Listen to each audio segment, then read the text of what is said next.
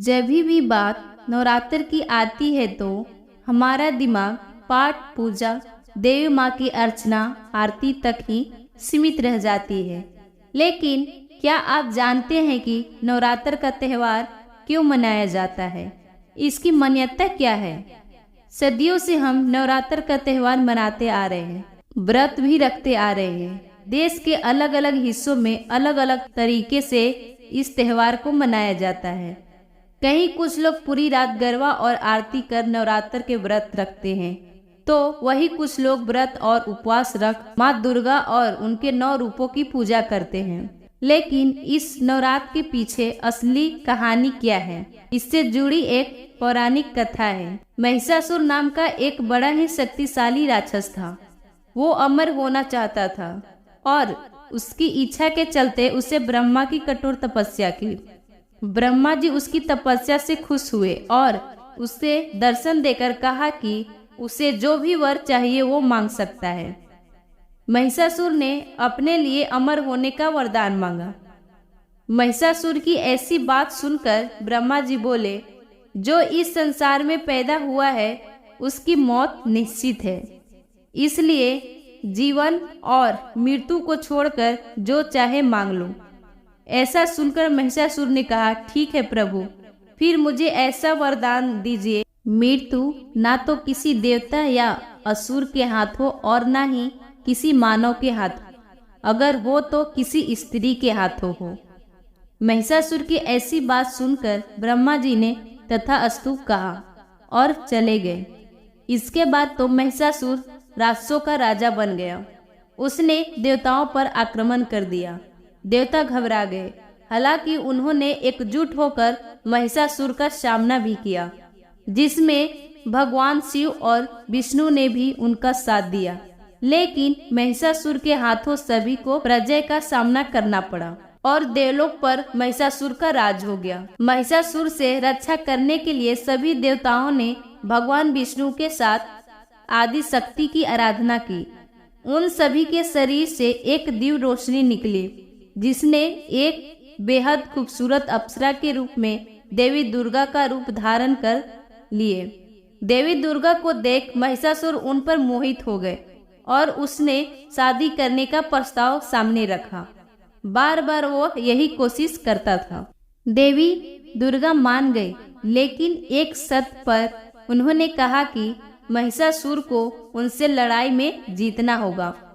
महिषासुर मान गया और फिर लड़ाई शुरू हो गई, जो 9 दिनों तक चली। 10वें दिन देवी दुर्गा ने महिषासुर का अंत कर दिया और तभी से ये नवरात्रि का पर्व मनाया जाता है।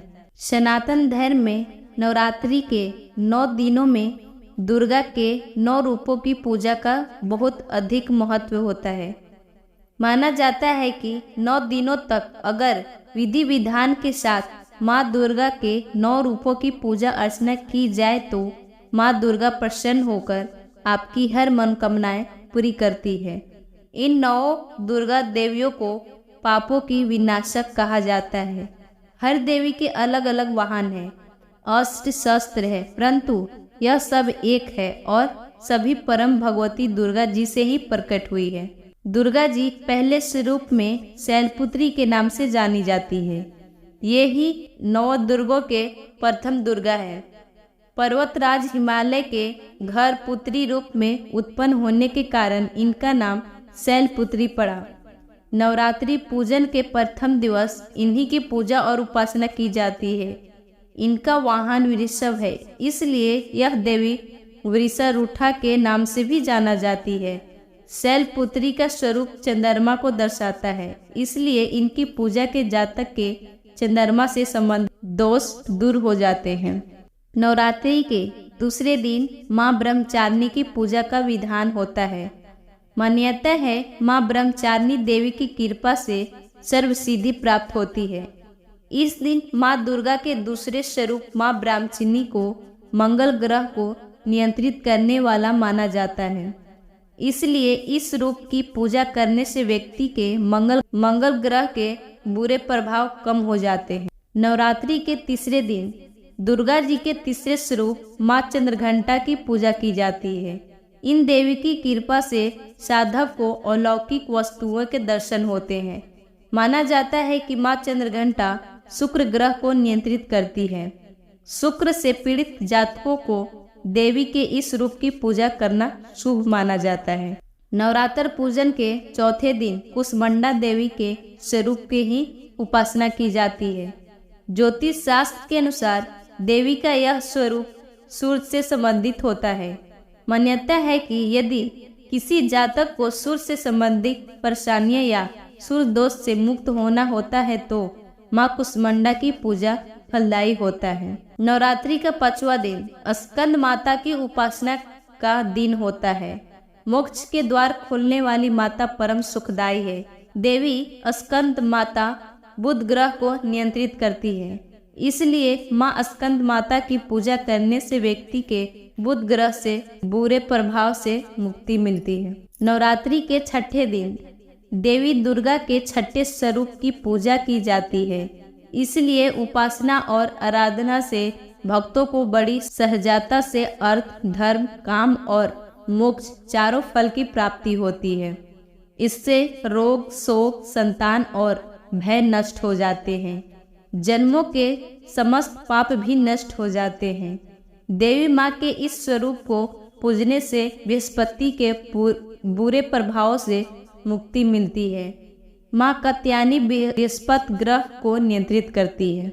नवरात्रि के 7वें दिन देवी दुर्गा के कालरात्रि स्वरूप की पूजा करने का विधान है। इसकी पूजा करने से शनि के दुष्ट प्रभाव से मुक्ति मिलती है।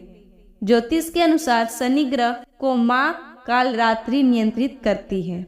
नवरात्रि के 8वें दिन माँ दुर्गा के स्वरूप महागौरी की पूजा होती है। इस स्वरूप की पूजा करने से देवी महागौरी राहु से संबंधित बुरे प्रभाव को कम कर देती है और देवी माँ का यह स्वरूप राहु को नियंत्रित करता है। नवरात्रि के 9वें दिन दुर्गा जी के 9 स्वरूप की पूजा की जाती है। सभी मनोरथों को पूर्ण करने वाली देवी का यह स्वरूप केतु ग्रह को नियंत्रित करता है। इन देवी की पूजा से केतु के बुरे प्रभाव से जातक मुक्ति मिलती। नवरात्रि आप सब जरूर करें।